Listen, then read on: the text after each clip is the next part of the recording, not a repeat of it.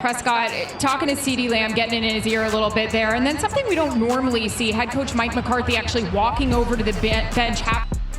I'm telling you, that's a little concerning if you're a fan. Nothing had went wrong at this point. They had a drop pass, I think, on third down. The interceptions hadn't happened. Even Michael Gallup's looking over at them thinking, what the hell's going on here? Why are we having this conversation right now? It's a playoff game. We should be into this. We should be ready. So the first play I wanted to look at was Dak Prescott's very first interception. Cowboys are down 7-0. Yeah, it's essential to get the ball moving here, but it is critical to not turn the ball over. So we're going to run through the play one time, and then we're just going to kind of look at what all the other receivers did. So Michael Gallup goes in motion. Dak drops back, looks over at Brandon Cooks, throws the ball, which is picked off. Luckily at the time, Alexander was still down by contact. But we're going to go back here to when Dak Prescott releases the ball. So he's got a fairly clean pocket. Everyone, the play's developing, and right about here, he lets go of the ball, which he's still not impeded by the pass rush.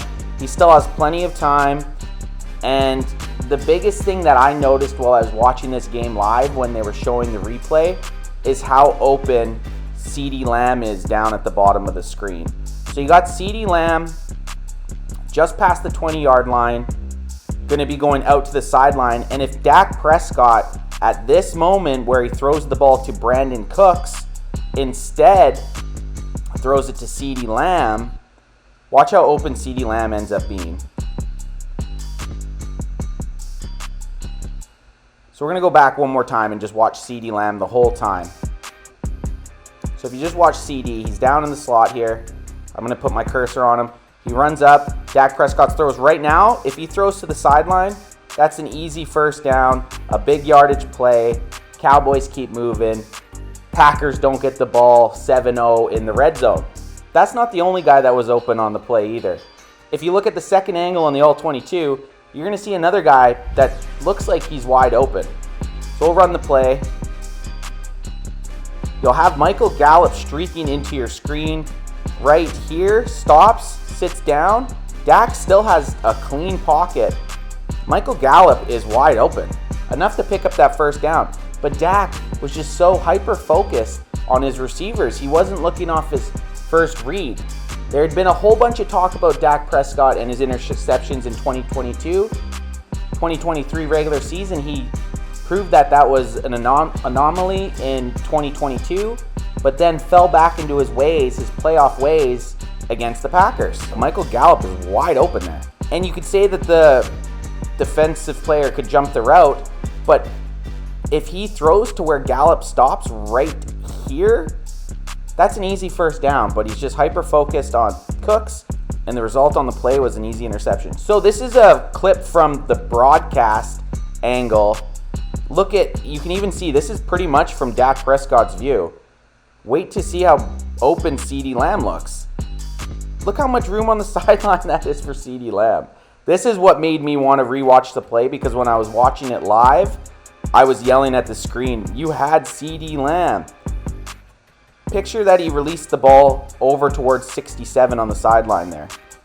That is as easy as a completion as it could have been to CeeDee Lamb. The Packers came out and played an amazing game. Their coaches outcoached the Dallas Cowboys. Their players outplayed the Dallas Cowboys. Jordan Love outdueled Dak Prescott easily. Aaron Jones had his 3 touchdowns. It was just an absolute beatdown, and I'll say this, forever going forward, I will have PTSD facing Packers anywhere. I don't care who they have as quarterback. I was led to believe that Jordan Love was good, but wasn't the second, third coming of Brett Favre and Aaron Rodgers. So the last play we're going to look at is Dak Prescott's, to me, game-sealing interception, pick 6 by Savage. And again, it starts off with just looking at his receiver too much, but we're going to just run through it one time. You got CeeDee Lamb started over on the right side or bottom of your screen, and he goes in motion to the slot. And everyone knows if CeeDee Lamb is motioning to the slot in a situation where we need to pick up 4 or 5 yards, he's more likely than not getting a slant route. So let's just watch through the play once.